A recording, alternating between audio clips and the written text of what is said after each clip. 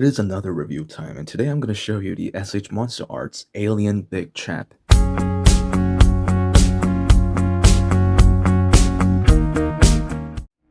So it's not so far since I have got this guy. I got this about like 2 or 3 months ago, maybe 4 months actually, or five. I'm not so sure, but it's been a couple of months. And yes, I haven't been reviewing this guy, and have been postponing it because of what I have done so wrong with this figure. Personally, I have broke the inner John. I'm going to show you why and how fragile it is, but overall, it is a pretty good figure. So let's get straight to the box. This is the front side of the box. Alien Big Chap. It says Alien, Bandai, Tamashii Nations, 20th Century Fox, and this is built apparently in 2014. And it is a really nice figure with nice, this like lightish green inner background inside a box. It's really cool. So at the side, it says introducing S.H.Monsterarts, a revolutionary new monster action series incorporating state-of-the-art S.H. figure arts technology, Alien Big Chap. So the way they have been advertising this thing from the box itself is quite entertaining too. Pretty sure it was even more entertaining by the time in 2014. So yeah, this is the back side. Definitely showing how movable, or like the fact that this is a great action figure with a great amount of joints or stuff. That's probably what it's indicating. Really cool. Rendered in exquisite detail, the sculpt has been developed from the ground up to replicate poses without compromising proportion and the overall style dictated by the long arms and legs, so long limbs, of the actor inside the suit. So they knew they had an actor inside the suit. That's a good thing. The tail features 18 individually jointed segments. No wonder why it was so articulated. I'll show you in a bit. And the tip employs die-cast metal for enhanced weight and realism. I do agree. It's an amazing figure. Really cool. Oh, even more description. I like how like 2010s figure have these kind of description in the box. It's really entertaining to see. And I think these kind of packagings are way better than what we get nowadays. Jaws open to reveal detail, extendable inner mouth, Big Chap's instinctive, translucent head, carapace, I don't know how to pronounce it, whatever, carapace, yeah, is rendered with a separately molded semi-translucent part. Semi-translucent? I don't think so, it's definitely just 100% crystal clear. But whatever, allowing the precision sculpted skull beneath to show through. That is awesome. Yes, so without further ado, let's crack this thing open.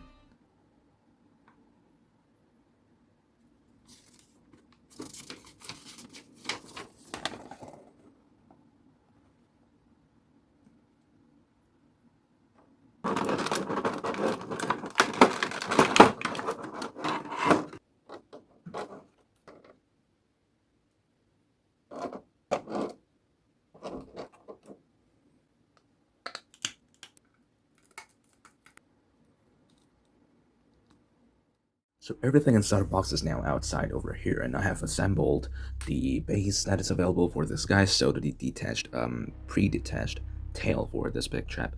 So I do want to get through the accessories first before we get through the figure itself. Damn, I just spit it on my hand. Here we do have Alien Big Chap with these acid blood, whatever, yeah, acidic blood, splashed on the base, and you can kind of feel it. I feel like they're printed on top of the black painting from the base, which is a base color, and it is quite a cool thing. Alien Big Chap, 2014, 20th Century Fox Film Corporation, all rights reserved. Okay, Bandai 2012. That in 2014, Alien, when this video came out. So if that's the case, I believe the mold of the base is actually reused from another figure. Just the design of the outer shell is kind of different. I'm not so sure, and I believe that's the case from collecting over the years. That's what I feel. And yeah, these bases are really nicely articulated. You can rotate it sideways like that, individual arm, and if it's kind of loose, you can tighten it up with a screw again. And there's this like claw joint over here, but I'm not really sure if you really need this, because this guy balances really well. But it is a really good thing that they do give you the exclusive alien Big Chap base just for this guy. That is exclusive for Big Chap. And we do have this other extra pair of hands, and it's kind of ironic because it's almost the same as what we have pre-attached. This is kind of cool to see. So it's nearly the same, but this finger's more like narrowed down, if you know what I mean. It's kind of more like a resting hand. This is more like an attacking or crawling kind of hand. Not a massive difference, I would say. So yeah, I mean, I don't really see the point of using these hands, but yeah, whatever. Better than nothing, isn't it? Wish we had more like aggressive kind of hand, like doing these kind of, I don't know, if you know what I mean. But yeah, let's put that aside and put this aside too and get to the figure itself. We're gonna go through the detail first, and it is absolutely stunning. The overall detail of this guy is absolutely fantastic. When you see it in real life, it kind of looks cheap from the camera. I'm not so sure why that's the case, probably the lighting, but it is really awesome. You see all those silver dry brushings over the black color, and it is just so nice. Even the tail, it is absolutely stunning. Let's have a better look. So apparently, when we have read the description from the backside of the box, I believe, or was it the side of the box, whatever, I think it was the backside, but that's not important. They did state that the dome of the head is semi-translucent, but look at this thing. It is crystal clear. I don't think that is semi-translucent. These black washes, I have to see it again, hold on. I think these black washes come from the painting inside, not so sure. Yes, it is kind of semi-translucent at the back, but it's really crystal clear from the front, unlike what we saw in the image of the box. So you definitely see the skull inside, and that is kind of cool thing. That is what Big Chap is, but I don't remember it being as crystal clear as this. Though I know the inner skull's definitely visible, not so sure if it was as translucent as this in the movie. Even when it comes to the NECA figure that I previously reviewed, I don't think it was this translucent, but anyways, still really cool. Again, silver dry brushings and these ribcage, it is absolutely awesome. These like tubes at the back, look how disgusting it looks. The spinal cord, it is awesome, and the head is really disgusting, and it's disturbing too. It's really cool.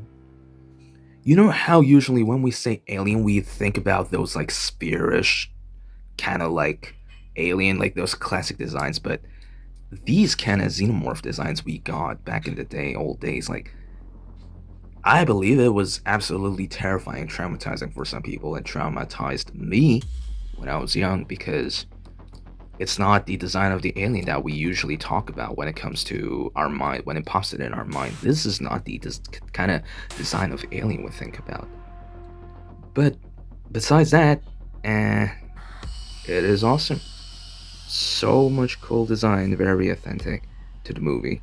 And it's in 6-inch scale, so it is small. It really is smaller than NECA, because NECA is nearly 8-inch when it comes to xenomorph figures. But yeah, that is pretty much it for the details. Not sure if you will be able to hear the fan behind the background, but I really do gotta turn it on because it started to get really hot nowadays. It's nearly getting close to the summer here, so I'm sweating right now as I review this. Well, yes, one fragile part that I told you at the very beginning video, by the way, the inner jaw, I actually snapped it off accidentally, and it sucks. Let's pull it out.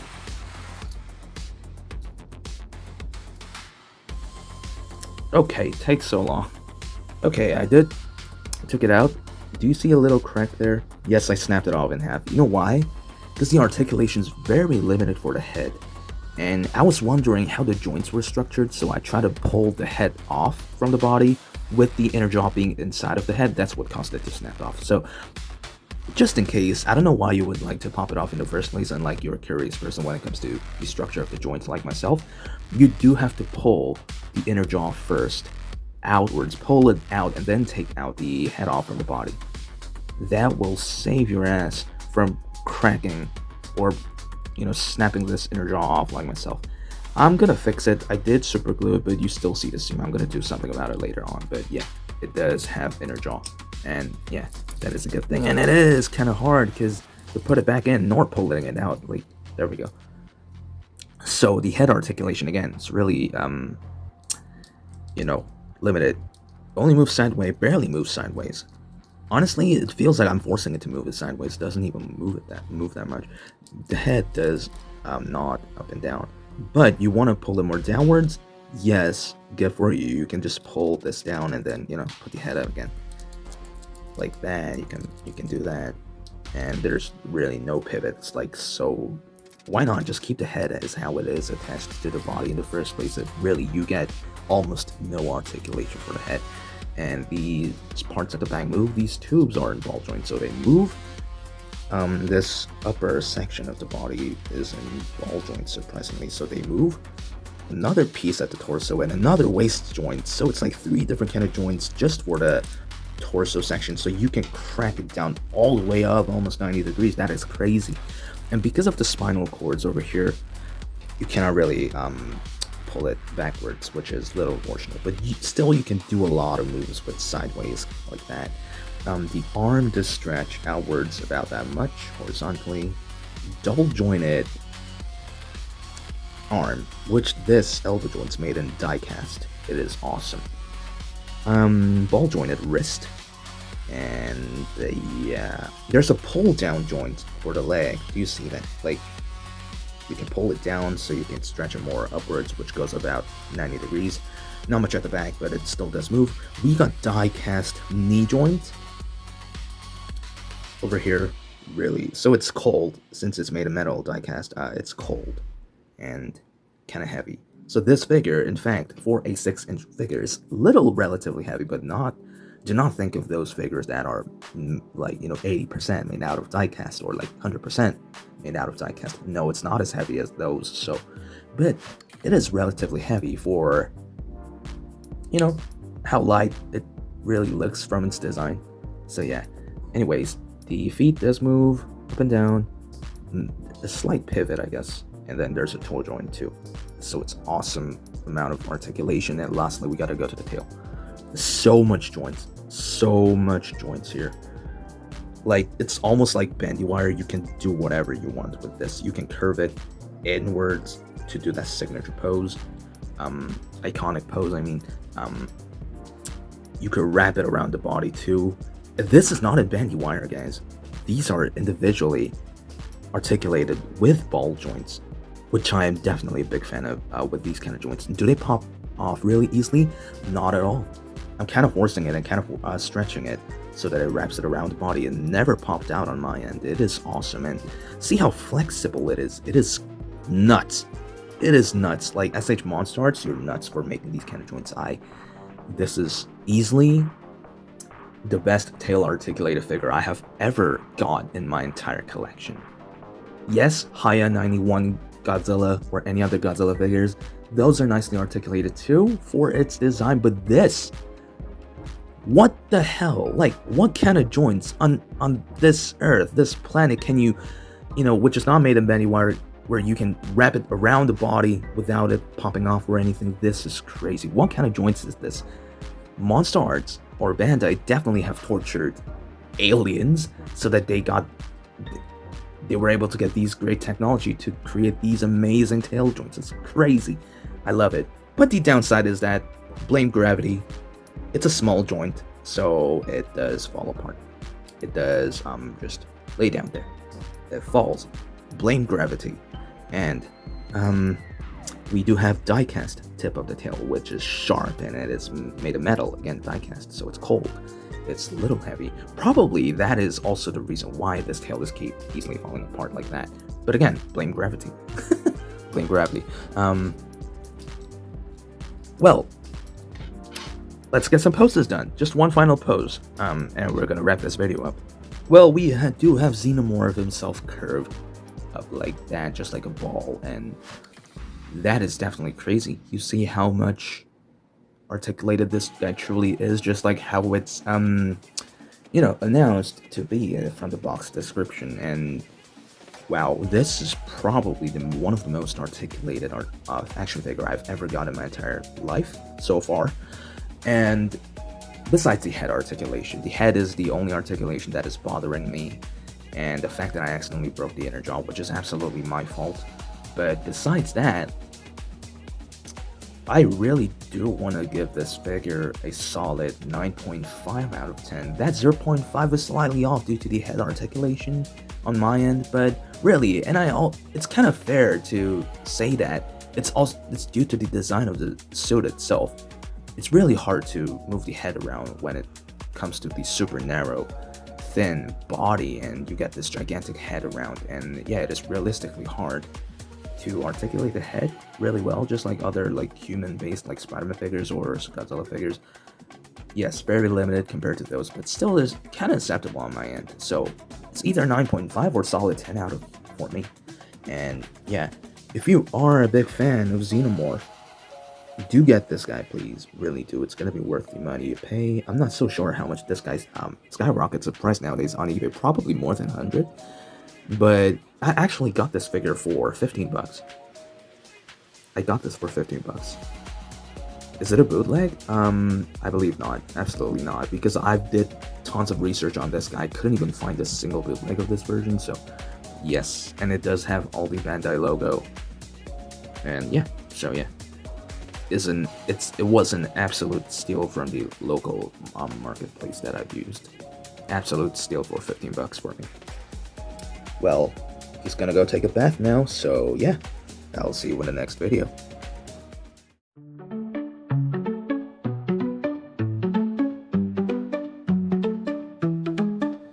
In blood first we trust, joy with every bust. Action figures in a row, bringing smiles as they glow. Superheroes on the shelf, each one made with love. Unboxing magic every week, happiness we always seek. Living in a toy land,